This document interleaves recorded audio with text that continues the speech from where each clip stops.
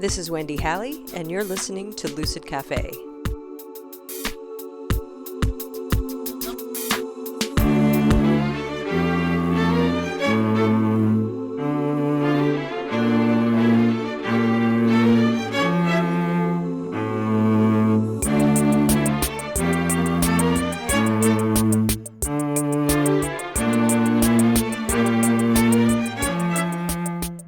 Hey, thanks for joining me.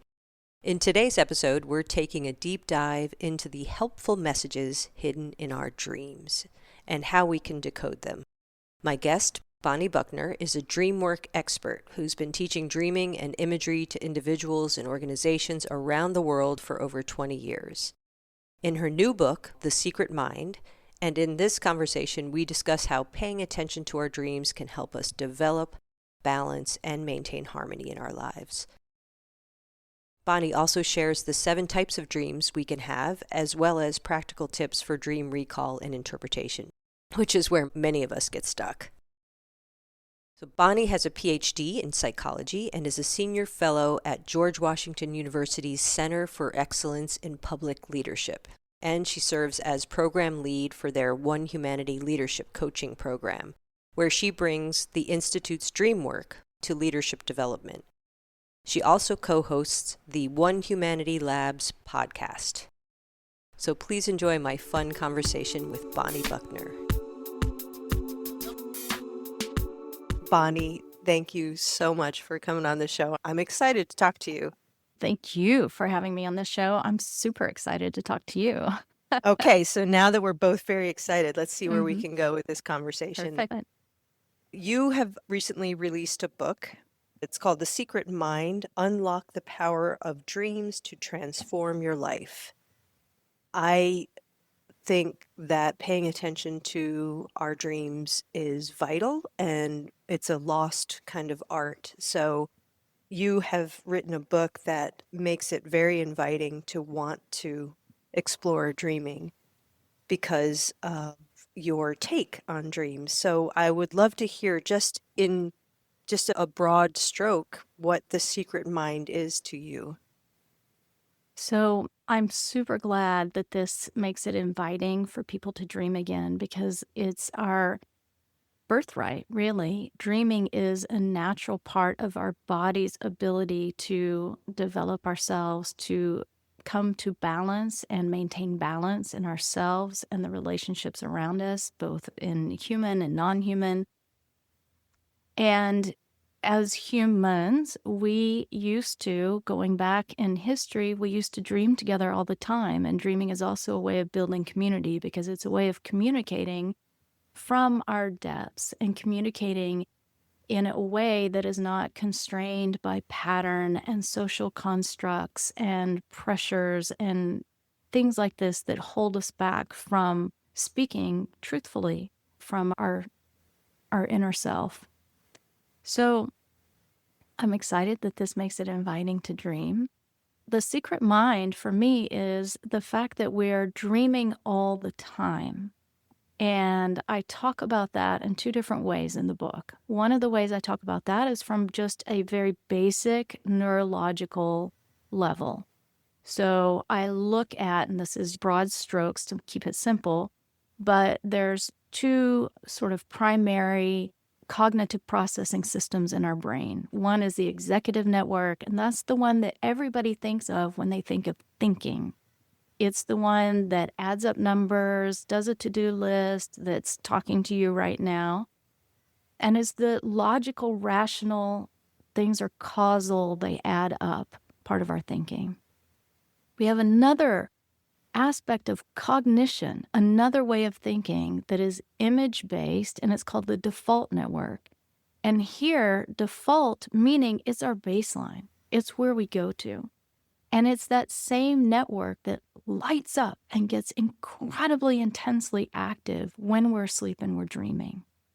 It also activates when we just stop having goal-directed thinking. Go back to school when you used to gaze out the window, mind wander, daydream. Even today as adults, I have so many people tell me I was taking a shower and suddenly I realized what I needed to write about or how I needed to answer that email, or that's the default network at play. And it's always available to us. We don't spend enough time over there, and I'll come back to that later.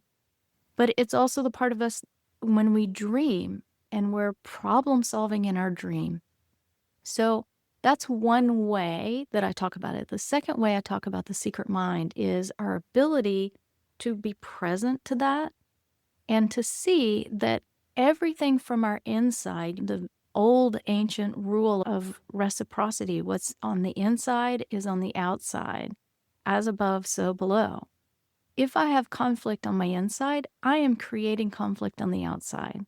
If there's conflict in my life on the outside, I need to look inside and start there to resolve it because I'm an active participant in the creation of that, which means I'm dreaming myself into being at all moments. I'm dreaming the world that I'm living. I'm dreaming myself into being. And when we make that connection and we put our attention to it, then we can change what we're dreaming. And that's the power of transforming using the secret mind.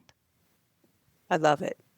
It's also very shamanic, Of what you just course. described. Yeah, that we're dreaming ourselves into existence. We're dreaming our experiences into existence. Let's get back to that in a bit, but before we dive into kind of the content of your book, I'd love to hear a little bit about how you ended up on this path. Like, what was it about dreaming that got your attention?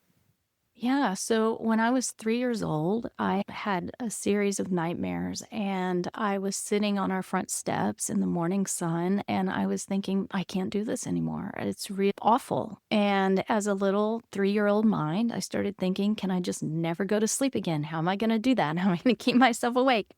And then I was going through this sort of list of ideas, and then it just really hit me. Oh, this is what I'm on this planet to do. I need to learn to master my nightmares and then go and teach that to other people. Now, as a 3-year-old, that was very clear to me. And That let me just say, that's crazy that you had that depth of insight and understanding at that age. maybe, When I read that in your book, I was like, I need to ask about this maybe it's because crazy, but maybe it's not. I have a lot of adults tell me, oh, yeah, I knew when I was a kid that this is the thing that I was here to do or what I wanted to do. Here to do, want to do. mhm. Sometimes people intertwine those when we're adults, but those initial insights and passions as kids are generally our big seeds. Right. At 3, though, that seems like crazy young to understand that. I always imagine that being a little bit like maybe a few years older when you have Yeah, more cognitive capacity to have that level of insight. But I was like crazy impressed that, or maybe we all have it and we don't remember I think it's more always. that. Yeah. Because at the institute I run, we have a children's program. We work with young dreamers. We don't work with dreamers at that age. We start with age 8. But the wisdom and understanding that young people have is incredible. What then happens is an adult, a mentor, teacher starts to poo those ideas Mm, and yeah. tamp them down. And that's a key thing to my story because I was very open with talking about dreams to my family. And in particular, my father and his mother, my grandmother, are huge dreamers, and they have stories of dreams changing their life. And a big story in our family was my grandmother and a dreaming experience that saved my Uncle Charles' life in the war. They handled that information in a wide open, expansive way and talked to me about dreams. My dad would teach me imagery exercises of how to go inside and connect with that secret mind. He didn't call it that, but he was constantly giving me ways of keeping that connection going and listening to my dreams. And that's so important. If there's any parent or teacher listening to us right now, just listen to what your kids are saying to you and take it for what it is. And they may shift out of it and whatever, but the more open we can be, the better. Absolutely. Yeah. No, it is really sad that we do that. And unfortunately, I think it is the norm that the shutting down of that part of our lives happens so readily.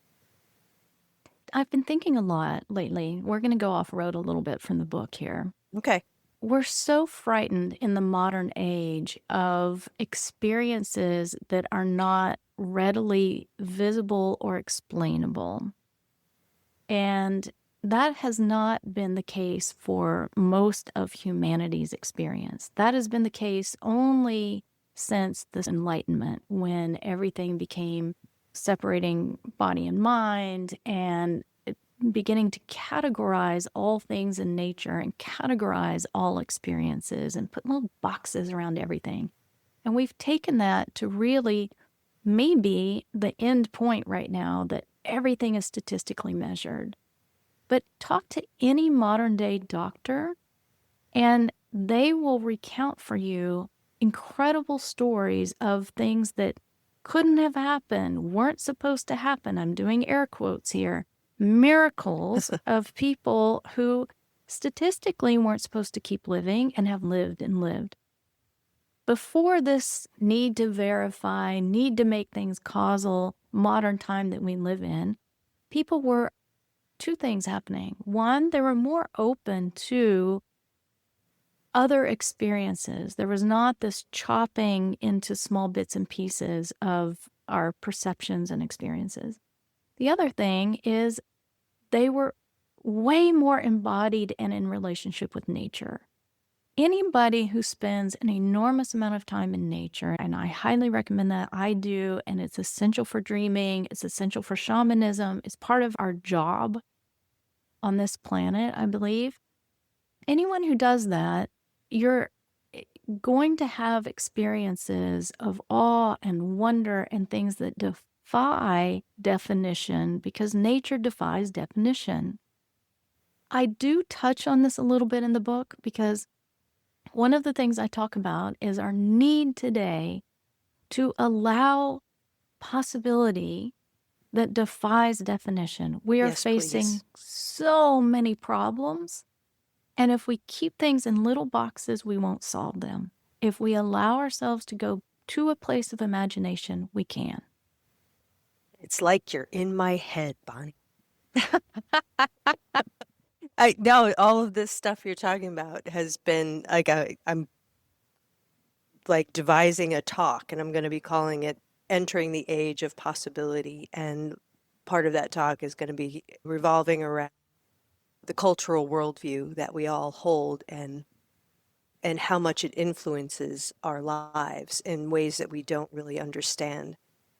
Just like the power of belief and thought. And just because they're beliefs and thoughts doesn't mean that they are an accurate representation of who we are and how the world works. And Exactly. yet we look at them as gospel.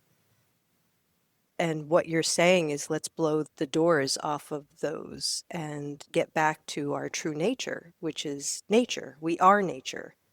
But Correct. that's part of the cultural worldview, in my opinion, is that we see ourselves as separate from nature, somehow better or more, I don't know, just that we see ourselves as better.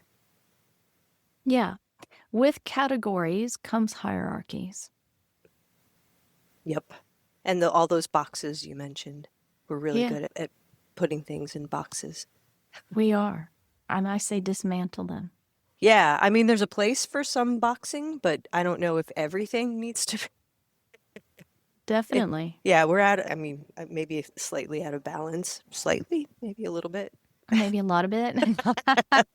It's really heartening to hear you talk about these things that have been going through my head in a pretty strong way in the last few months in particular.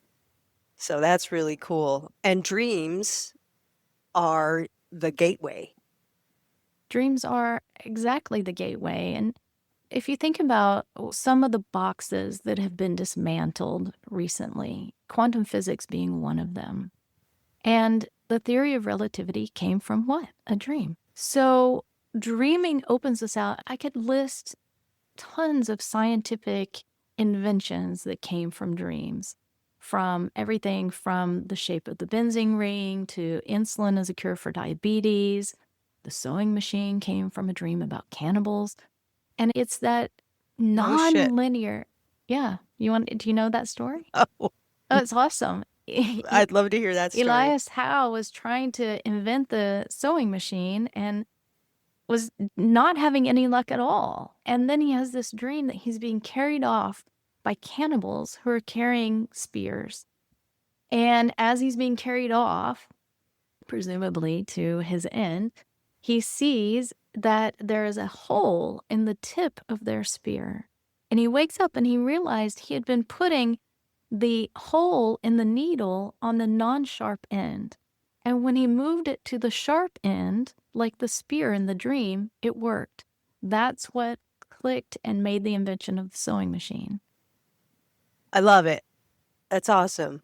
Isn't it? Yeah. And it's so, I mean, also that he was able to, it sounds like his brain was already trying to problem solve that anyway. So he was able to interpret that very abstract sounding set of symbols. And that's the key thing. He lived at a time when people were not as far from dreaming as they are today.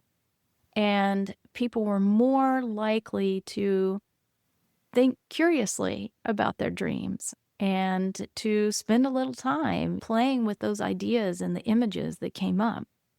So I teach a lot of creativity classes, and one of the very, very key things to do is to write your dreams down and sit with them, lay in bed, spend 15 minutes laying in bed and letting those images roll around before grabbing your phone and jumping up to make coffee, and the things we start doing, because it takes you to that executive network. It throws you out of that imaginary future thinking space.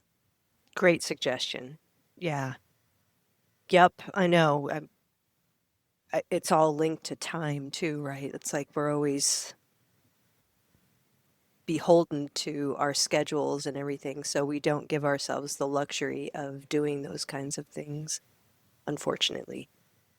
But they're vital and And it's it's our rich. time. Yeah, And so one of the things that I say to people is do whatever you can to take back time for yourself. It's yours.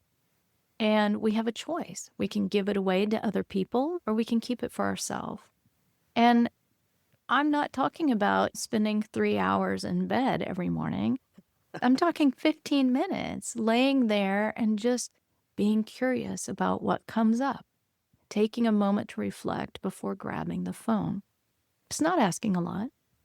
no, and that is where people usually cite having the best insight is Yeah, in that time if they do allow that to happen.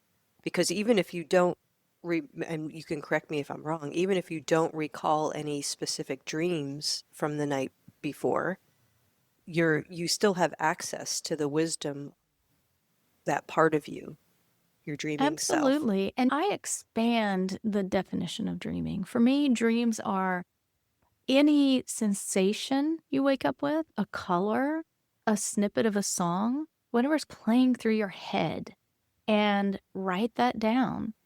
And we have a guy, I teach at a coaching program at George Washington University and have them doing dream practices. And we have a guy there who teaches at a different university. And he said, before we started doing this work, I didn't have a dream practice. He goes, but I did always make myself stay in bed because for some reason, those first 3 to 5 minutes, I knew how I needed to go next for the problems that were in my mind. He goes, but I didn't remember a dream, but I just woke up knowing what to do next.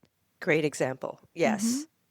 Yes. Yeah, and like you're saying, it doesn't require a lot of time or years of meditation practice, or it's innate. It's part of us. Yeah, It's our inner language. And that language of imagery is precognitive, pre-verbal. So there are two languages that we are born with. One is a language of music, and the other is this language of images. Verbal language comes later. And that's really key because music and imagery are languages of experience, and imagery is what composes dreams. So, young children, before they begin to verbally describe their world, they simply experience their world.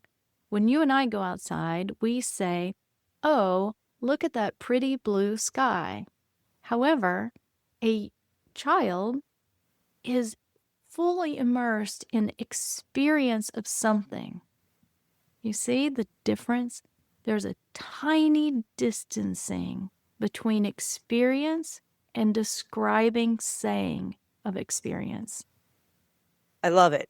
And you're reminding me that so my practice of shamanism is based in Polynesian, Hawaiian shamanism. Interesting. And they suggest that we don't have, and I've talked about this before in the podcast, so I apologize to people who might have heard this before, that they suggest that we don't have one soul, but we have three. Mm. And we have a higher self, Mm-hmm. we have a body soul, and that is basically the dreaming of our bodies, just to summarize it, the part of us that perceives. And that's the part of us that's really active when we're born, up until we're about age 6 or 7, when we start growing the third soul, which is called the mental soul. And then we start developing beliefs and thoughts in a really cogent way, all those boxes you're referencing. Mm-hmm. And so they're supposed to work together as a team, all three aspects, but they're very independent if they're not. They're inherently independent. They each have their own motivations. But if for that little child, it's that body soul is unconscious. It's all just perceiving and taking in information. And it's And that, responding, I would imagine, too. exactly. It's the experiencer.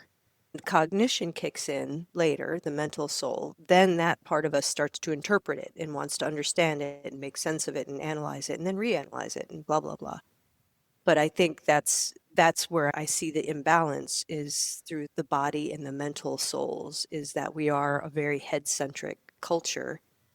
We're just living in our heads, and then our bodies are getting loud with emotions that are being ignored Yes. and perceptions that are trying to come through. But the information is right there all the time. But if there's a lot of internal noise, you can't perceive it. And that's why those moments in the early part, like when you wake up, are precious, because that noise is probably at its quietest and you're most coherent or most able to access those perceptions. Yeah. And let's go back. Can I riff on that just a little Yeah, bit? please. Let's talk about the static. It's an interesting thing. All of us know the decision that's right for us. We do know that. However, most people think themselves out of it. So, a Great point. really easy example is the idea if I were to say to you, I'm going to come stay at your house, you would know inside yourself, okay, for Bonnie, it's 2 days is a good amount of time. I've got a lot of work going on right now. Okay, you know that.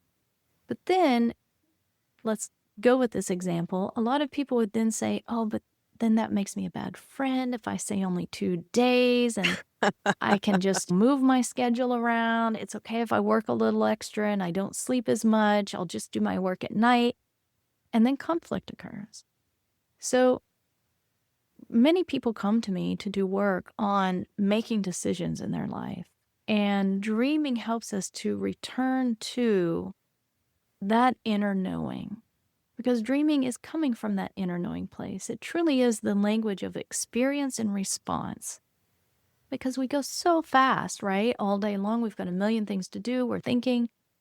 But while all that's going on, we're having inner responses to it. Those responses do include the emotional static we're talking about, as well as inner knowing, as well as just how we're understanding things, as well as new ideas around these things. If we're not taking time to tune into that, as you said so beautifully, the unattended to emotions start to become super loud. Then we're no longer hearing those insights, oh, this is what I can do with this, oh, this is what I understand about this, they're overcrowded Mm. by these undealt with emotions. So dreaming also puts us right in front of those so we can untangle our energies from it. Yes, I love that. Yes, it makes perfect sense. And yeah, that quiet inner knowing would be sourced from the higher self, from the perspective that I've experienced and have been taught. And it's constantly feeding you wisdom and experience to have. It's dreaming us into existence from this tradition.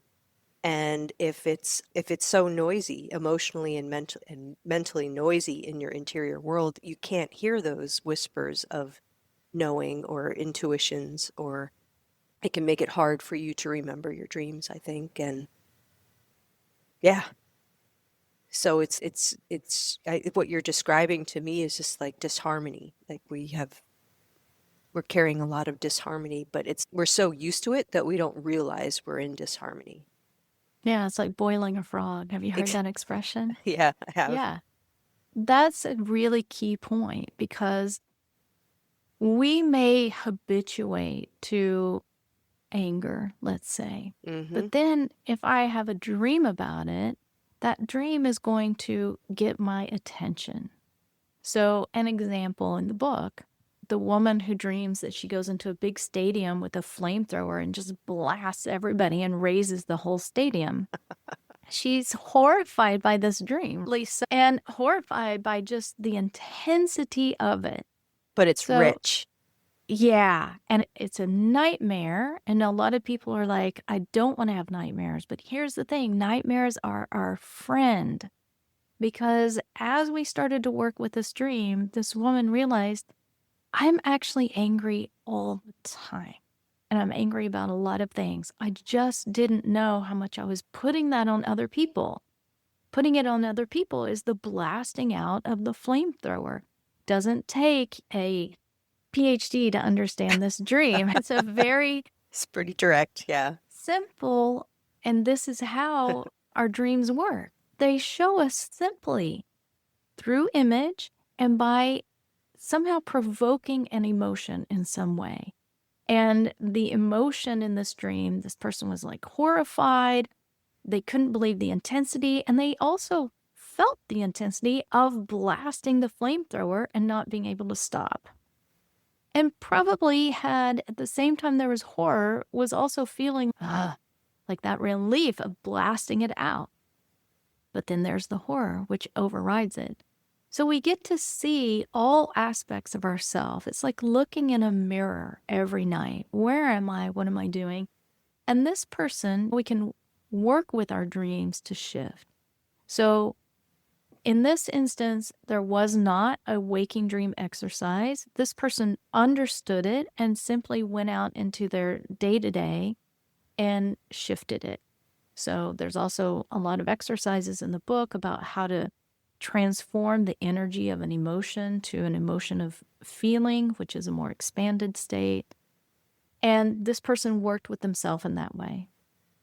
But in some instances, and in many dreams, unresolved dreams, we can do a waking dream exercise and close our eyes and return to the dream, the sensations of the dream, and address the necessity of that dream to shift it. So another example is a nightmare of someone who's squeezed in with tons of people into this little car with the music turned up super, super loud. They're going way too fast. The road is way too dark, and they know they're about to fall into a gaping hole. Also a nightmare. Mm. And it's a nightmare of too much, too many people in the car, too dark, too loud music. So this person recognized that in their life, there was too much. They were on an extended business trip. It was just too many dinners out, too many clients, too much. Their body is literally telling them, I'm going to crash. I'm going to fall into a gaping hole. And so you can see in this example how easy it is to not pay attention to those signs because air quotes again, I gotta do this job. Yep. But in fact, the body is not going to be able to do that job if it continues. So the waking dream exercise was simply close your eyes, go back into the stream, get in the driver's seat, and step on the brake. As soon as the person did that, the scene shifted completely. The sun was out, no one was in the car, it's quiet, peaceful. And the key here is not having a script. I did not say step on the brake and then see the sun. I just said step on the brake. The spontaneous inner self will spontaneously shift. And with that shift, that person really felt the difference. The much, now suddenly the peace and the sun. And because that was so dramatically different, they could take that decision. I don't want to crash. And they called the office and said, I got to take a break. It's a really good example. And this would probably be a good time to, if you could maybe touch on the 7 types of dreams and maybe a general overview of why it's important, like how it can help us to pay attention to dreams just in general. Yeah. So in the lineage I teach, which comes from the 13th century and is an ancient lineage, there are 7 kinds of dreams. And 4 of those dreams are unresolved, meaning like the car crash or the flamethrower, there's something that is out of balance and signaling out of balance. And 3 of those dreams are resolved, and they're great dreams, light dreams of union, those big experiences or big message. So the idea is that the dreams themselves are the mirror to our inner experiencing. And whatever I'm dreaming in the day, I'm in the night, I'm living in the day. And whatever I'm living in the day, I'm dreaming at night. So if I'm having an unresolved dream, my energies are out of balance, and there's some kind of conflict because of that in my daily experience. If I'm dreaming a resolved dream, things are in balance and harmony, and I'm open to having that kind of experience. And these also correspond to daily experiences. If I'm get an email and that makes me so mad, right? I have a tangle of energy and it clenches my heart in some way and squeezes my stomach. And if I deal with it, then I can open myself to a different experience. If I don't, I'm going to dream something squeezed or intense. So if I have a different kind of day, I'm lucky enough at this moment to be looking out over Chesapeake Bay. I'm traveling for work right now, and there's a beautiful view. And this morning I was just looking at it, was so peaceful and everything was so expanded. That's a great dream. So our dreaming corresponds to the place, the mental mindset that we choose to put ourselves in our day-to-day experience. And there's this sort of hinge dream, the 4th kind of dream, which is a clear dream. It's unresolved, but in a clear dream, it's showing us the block, how to get over the block, but also these latent potentials that we have.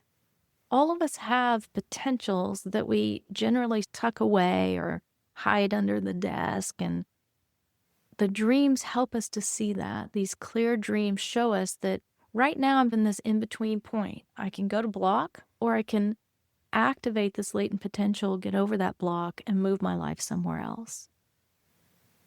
Everything you're describing just points to how innately creative we are if we point our focus in this direction. And that there's a part of us that's longing to do this. Yeah, desperately. And it's right there all the time. And it's just it is sad that we've gotten so far away from this tendency to do that. It's okay, it's right there. And here's what's so interesting. Our bodies are innately wise and here to help us. And we can think of that in very scientific terms. It's called homeostasis. If I'm too hot, I sweat. If I'm too cold, I shiver. If I don't have enough nutrition, I'm hungry. Our body is constantly signaling us. It's not just at the physical level. If I have an emotional imbalance, then I'm creating a physical imbalance and creating a mental imbalance and a spiritual imbalance all in one. Dreams are part of that homeostasis of those aspects of ourselves to help us to heal ourselves and keep ourselves in balance. It's maintenance and healing all in one. Well said. Thanks.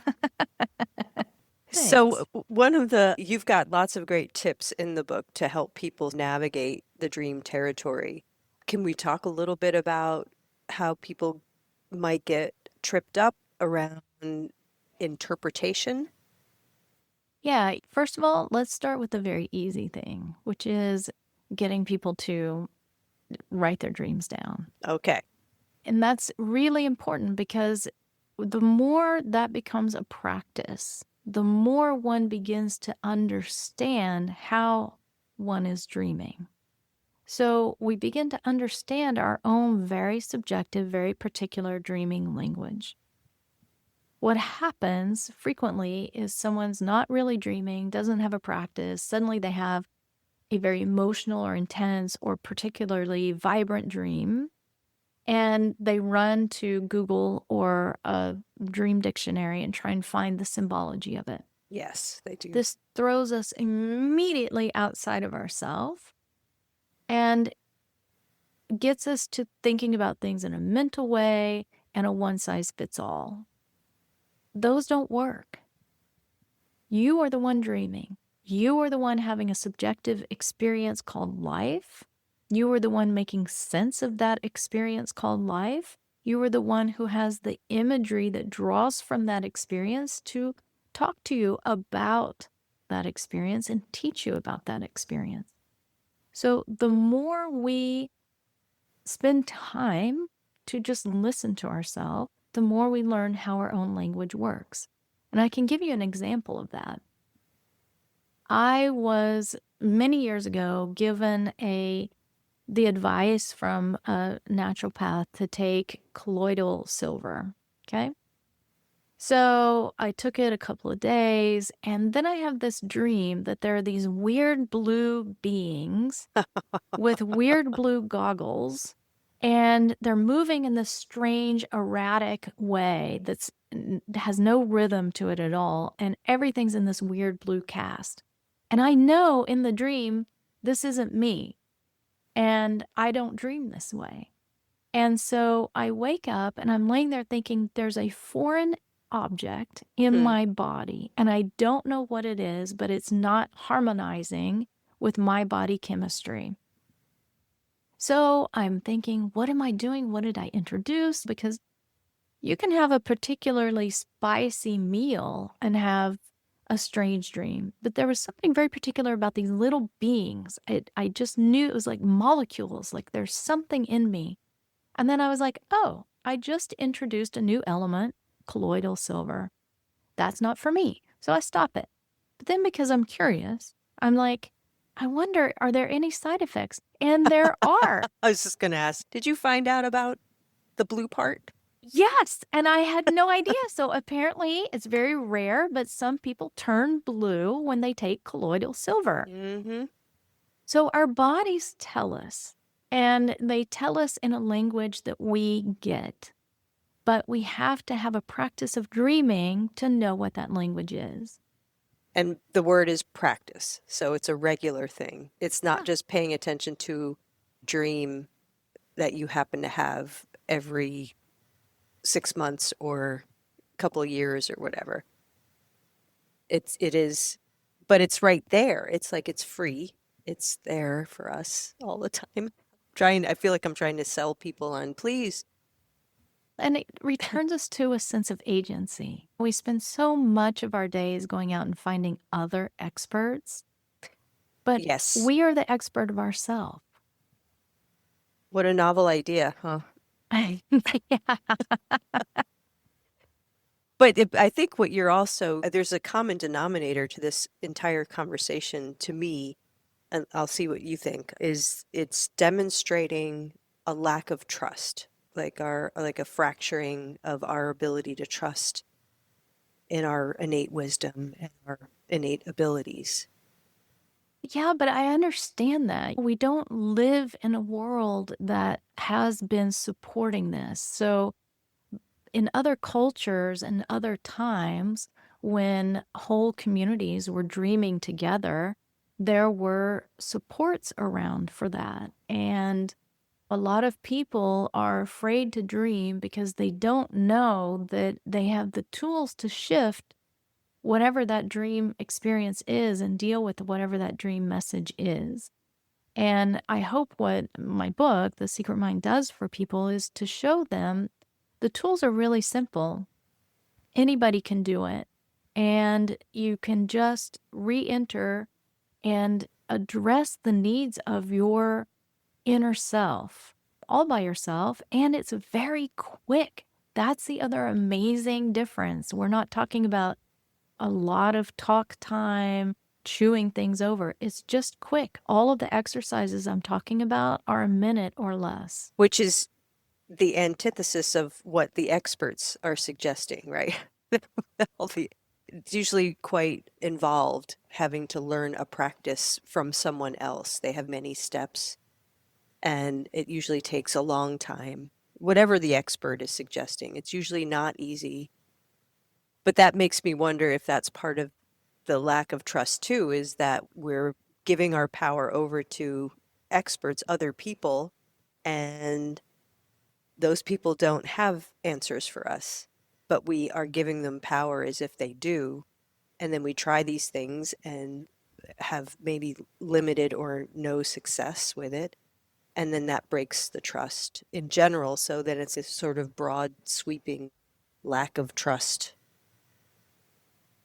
in general. Like we don't have it with ourselves and we don't have it with each other. So I guess we're fucked.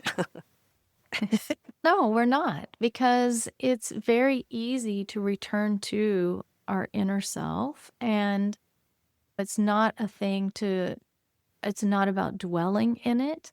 It's very important for us to be active and to manifest things in the world. When we have a dream, we're not meant to do nothing with it. It's giving us a message. Hey, you're really angry, or hey, there's too much going on. You need to take a break.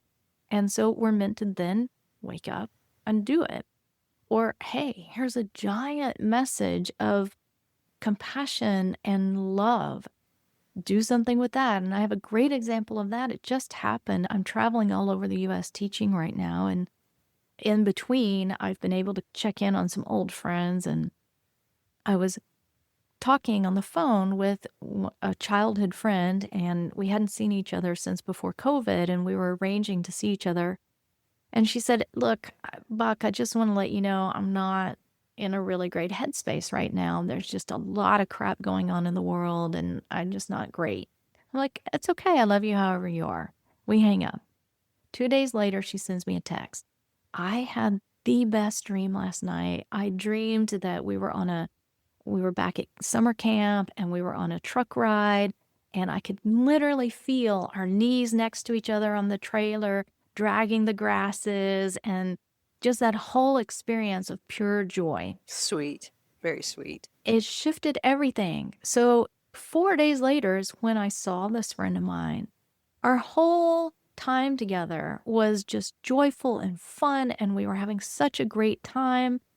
And here's why I'm saying this story.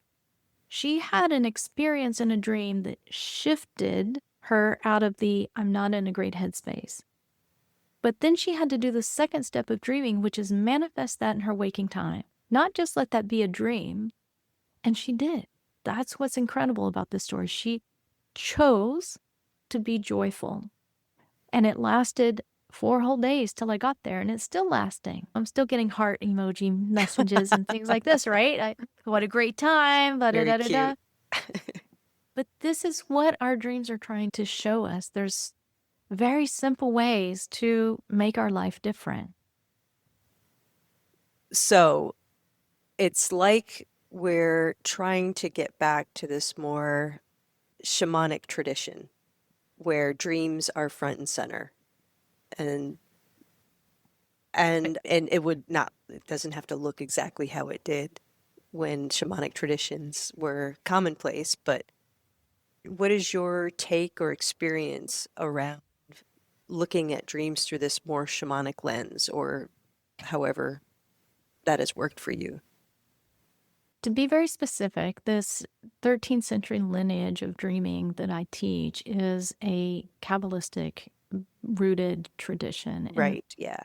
Kabbalah means to receive. And the ancients asked the question, receive what and how? And so it's a practice of revelation or the inner insight. And it's also a very practical practice because it's not enough to have these revelations or insight or deep spiritual experiences or however it comes to you. We have to then shift our world. And it goes part and parcel with this idea of healing the world, healing the self and healing the world and keeping things in balance. Now, me personally, and I have two great teachers in my life, one of whom is Rabbi Gershon Winkler, who talks a lot about the ancient Jewish tradition as being very shamanic in nature. If we broaden out the definition of shamanism, which is really this idea of maintaining balance. The shaman is the sort of healer of maintaining balance in people and among people, and health is all about balance, and also with the world in which we're living and sharing with Mm, others, yeah. whether it's trees or this amazing red cardinal that's been hopping around in front of us as we've been talking today. Shamans understand that this world is image based, right? We see things, we call it, it's just a tree. That tree is a form, which is an image. It's telling us something. Everything about our existence here is about form and image. And so when we tap into that and shift those images, and dreams are images, and work with the inner images, we can transform things. Yes. I couldn't agree more. And this is another example of you being in my head. I I'm was, having fun in there. That's where I'm at. We're having a great time. I don't know, it's a strange place, my head. But this idea that we're collectively dreaming this existence into existence. And that what would it be like if we each looked at our lives as a dream and that we're having our waking experience. And so then you can start looking at the things that happen through a more symbolic lens rather than this more finite lens. And then I think it can help transpose or transform how we are in relationship with the world. And then I think from that point, maybe we can change the dream that we're collectively dreaming.